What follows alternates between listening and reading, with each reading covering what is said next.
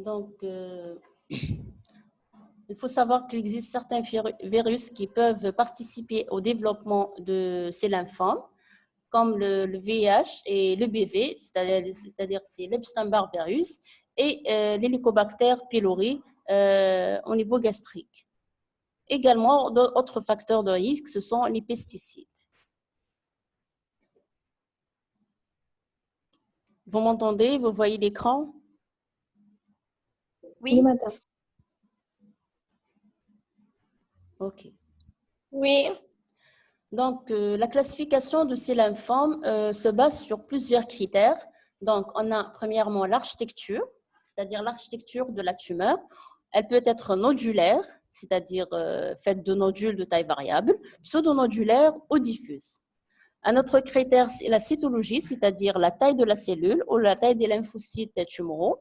On a des lymphomes à petites cellules, c'est-à-dire qui sont faits de petites cellules ou des lymphocytes de petite taille ou de grandes cellules.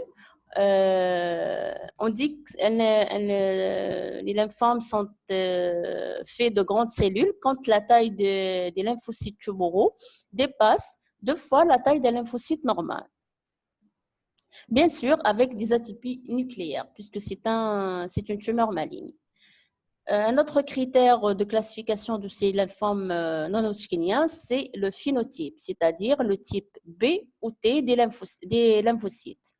Ce phénotype se fait grâce à une technique complémentaire qui est l'immunohistochimie. Donc, dans cette technique, on utilise des anticorps qui sont le CD20 et le CD3. Les lymphocytes qui marquent le CD20 sont des lymphocytes B et les lymphocytes qui marquent l'anticorps CD3 sont des lymphocytes T. Il faut savoir que les lymphomes de type B sont plus fréquents, environ 85% de tous les lymphomes non-Hodgkiniens. Autre critère ou étude complémentaire qu'on peut utiliser pour le diagnostic des lymphomes, c'est la cytogénétique ou biologie moléculaire qui est parfois nécessaire dans certains diagnostics, puisqu'il existe certains types de lymphomes qui sont caractérisés par une translocation typique. Prenons l'exemple du lymphome folliculaire qui est caractérisé par une translocation 14-18.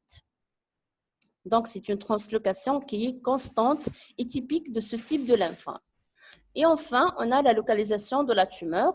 Comme on l'a déjà dit, on a des lymphomes ganglionnaires, c'est-à-dire que se développent aux dépens des ganglions, et des lymphomes extraganglionnaires. Voici un exemple de l'architecture nodulaire des lymphomes. Vous voyez, ici, on a des nodules qui sont de taille variable, qui sont bien dessinés, bien circonscrits. Ici, c'est l'architecture pseudonodulaire. Vous voyez, on a une architecture qui est vaguement nodulaire, les nodules ne sont pas bien dessinés. Ici, c'est l'architecture diffuse. Donc, vous voyez, on a des plages de lymphocytes malins. Vous voyez, les lymphocytes sont irréguliers avec un nucléole central, des mitoses et une condensation de la chromatine. Ici, c'est le type cellulaire. Ici, on a des lymphocytes tumoraux de petite taille, c'est-à-dire de petites cellules. Vous voyez, les cellules sont pourvues de noyaux ronds qui sont peu atypiques, avec parfois un petit nucléole central. Alors ici, on a de grandes cellules, c'est-à-dire des lymphocytes de grande taille, avec des contours irréguliers, et souvent plusieurs nucléoles intranucléaires.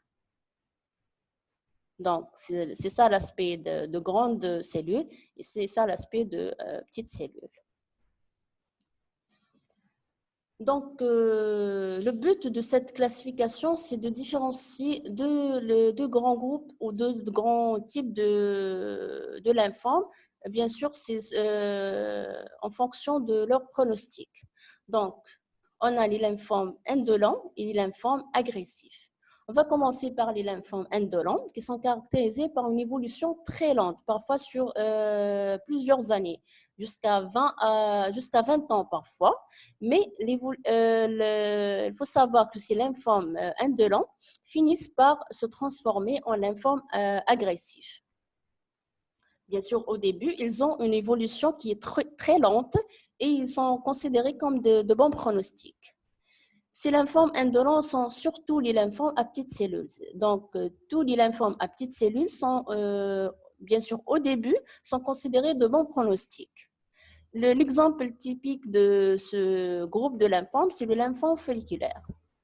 Bien sûr, au début, il est de bons pronostics parce qu'il est fait de petites cellules, mais au fur et à mesure, avec le temps, il peut se transformer vers un lymphome agressif, donc il est de mauvais pronostics. Le deuxième groupe, ce sont les lymphomes agressifs ou de haut grade de malignité. Ces lymphomes sont caractérisés par une agressivité très marquée, avec une extension très rapide. Et l'exemple typique de ce groupe, ce sont les lymphomes B diffus à grandes cellules. On va passer rapidement au deuxième groupe de lymphomes, ce sont les lymphomes hodgkiniens. Donc, il faut savoir que ces tumeurs sont peu fréquentes par rapport aux lymphomes non hodgkiniens. On a 2 pics d'incidence. Il se voit surtout chez les adultes jeunes, entre 20 et 30 ans, et les personnes âgées de plus de 60 ans. Il est très exceptionnel avant 5 ans, mais on peut le voir. Le diagnostic de ce lymphome hodgkinien repose essentiellement sur l'examen anatomopathologique et surtout sur la mise en évidence des cellules de Lichtenberg qui sont caractéristiques des lymphomes hodgkiniens. On va les voir par la suite. Il faut savoir que cette maladie, elle est curable dans presque 80% des cas parce que ces lymphomes sont sensibles à la chimio et à la radiothérapie. Les facteurs de risque, l'étiologie de ces lymphomes, elle est encore mal connue, mais il existe certains facteurs de risque, en citant la prédisposition génétique et le rôle de certains virus comme l'EBV et le VIH. Sur le plan clinique, ces lymphomes hodgkiniens se présentent généralement comme des adénopathies, soit cervicales, soit susclaviculaires. Mais surtout, c'est la localisation susclaviculaire qui est très suspecte pour ce type de lymphome. La localisation axillaire, elle est moins fréquente. L'atteinte médiastinale, elle est fréquente surtout chez les femmes. Et la forme la plus fréquente dans ce siège, c'est la forme scléronodulaire. On va la voir par la suite. Donc, l'atteinte extraganglionnaire des lymphomes hodgkiniens, elle est très rare. On peut le voir au niveau de la moelle osseuse, la rate et le foie, mais c'est très rare, le lymphome hodgkinien dans ces sièges. Les signes généraux sont peu marqués ou peu fréquents dans ces lymphomes, c'est surtout la fièvre, les sueurs et l'amaigrissement. Vous voyez ici, c'est une adénopathie qui est très suspecte d'un lymphome hodgkinien. Donc, vous voyez cette masse qui est rougeâtre, parfois enflammée, mais elle est toujours indolore, contrairement à une adénopathie de type inflammatoire qui est douloureuse. L'adénopathie du lymphome hodgkinien, elle est indolore. Elle peut être même, elle est fixée au plan profond, c'est-à-dire elle n'est pas mobile. C'est ça les caractéristiques d'une adénopathie d'un lymphome hodgkinien. Elle est indolore et elle est fixée au plan profond.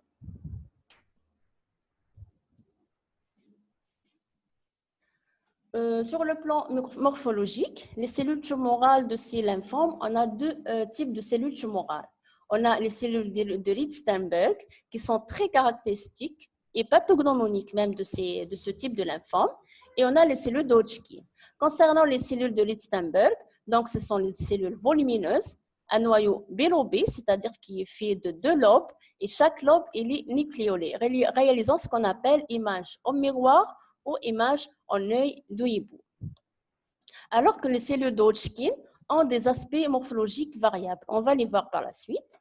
Donc, à côté de ces cellules tumorales, on peut trouver des cellules réactionnelles qui ne sont pas tumorales.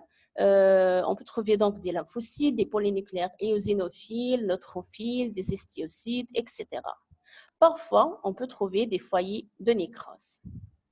Mais c'est surtout les cellules tumorales qui sont la base du diagnostic, bien sûr, morphologique des lymphomes hodgkiniens. Ici, on a l'aspect des cellules d'Hodgkin. Donc, vous voyez, ces cellules d'Hodgkin ont des aspects très variables. Pardon.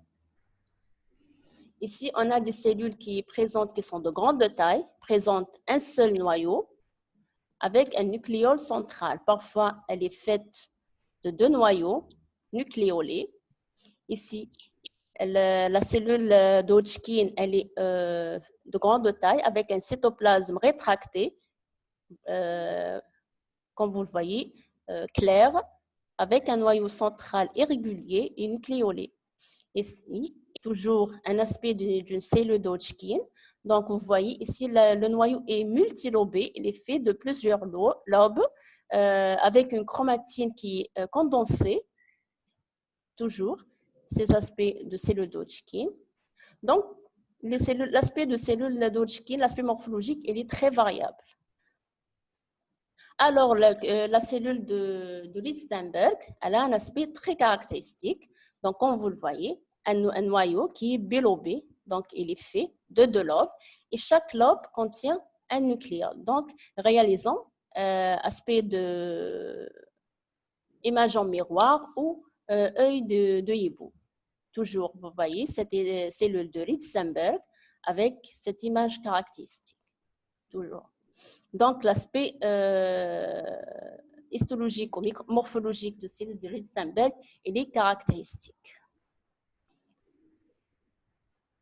Enfin, il faut savoir que les lymphomes hodgkiniens sont classés en 4 types. Cette classification, elle est purement histologique, donc je ne vais pas vous compliquer les choses. Il faut savoir, il faut juste les retenir comme ça.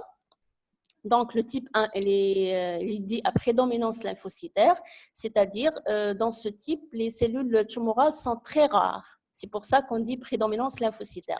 Les lymphocytes sont très majoritaires par rapport aux cellules tumorales qui sont très rares. Le type 2, scléronodulaire, on dit scléronodulaire parce qu'il est d'architecture nodulaire avec présence de fibrose. C'est pour ça qu'on dit scléronodulaire. Le troisième type, il est dit à cellularité mixte. Dans ce type, on a les 2 types de cellules, c'est-à-dire les cellules tumorales, que ce soit les cellules d'Hodgkin ou Lichtenberg, et des cellules réactionnelles. Et enfin, le type 4, c'est des déplétion lymphocytaire. Dans ce type, le lymphome hodgkinien il est fait essentiellement de cellules tumorales, c'est-à-dire les cellules réactionnelles sont très rares, voire absentes. Donc, et c'est le type dont le pronostic est très péjoratif, bien sûr, par rapport aux autres types. C'est ça qui est le type qui est très malin. Et on a terminé. Rapidement, si vous avez des questions, parce qu'il nous reste 2-3 minutes. Allez rapidement avec les questions. Les 2 cours, bien sûr. Prédisposition génétique, donc il ne faut pas vous compliquer les choses, il faut juste retenir qu'il existe certains facteurs génétiques qui peuvent influencer le développement de la maladie d'Hodgkin ou de lymphome d'Hodgkin. Indifférencié et différencié. Normalement, cette question, elle est déjà traitée les autres cours. Il n'y a pas de problème. Les cellules, les différenciées, c'est-à-dire que ce sont des cellules ou des tissus adultes, c'est-à-dire qui sont fonctionnels, comme une cellule glandulaire qui peut sécréter du mucus, on dit qu'elle est différenciée. Ou une cellule malpighienne qui peut sécréter de la kératine, on dit qu'elle est différenciée. Une cellule ou un tissu indifférencié, c'est-à-dire elle est immature. C'est ça, indifférencié. Elle est immature. C'est-à-dire elle n'est pas encore fonctionnelle. Toutes les tumeurs embryonnaires sont malignes, sauf... Non, pas toutes les tumeurs embryonnaires. Les tumeurs germinales. J'ai dit toutes les tumeurs germinales sont bénignes, sauf les tératomes matures, bien sûr.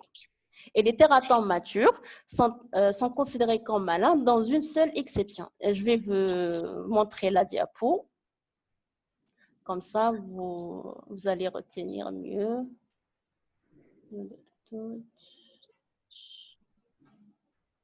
Les tératomes matures. Donc, les tératomes matures sont les seules tumeurs germinales bénignes, sauf le cas où il est cancérisé. Les tératomes matures rejoignent encore les autres tumeurs parce qu'il est cancérisé, donc elle est considérée comme malin.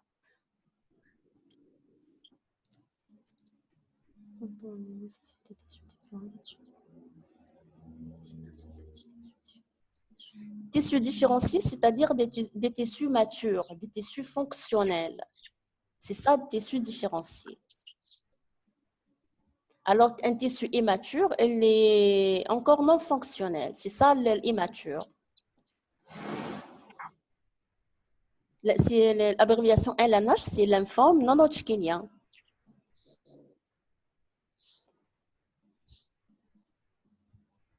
Normalement, les deux cours sont déjà sur la plateforme de e-learning.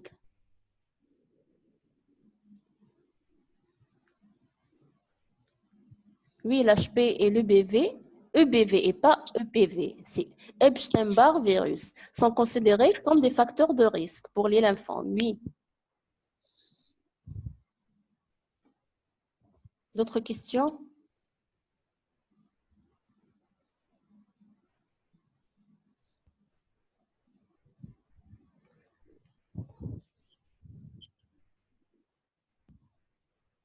C'est bon, les deux cours sont déjà mis sur la plateforme e-learning. Oui, c'est ça le cours. Vous apprenez tout ce qui est dans les diapos, c'est ça le cours.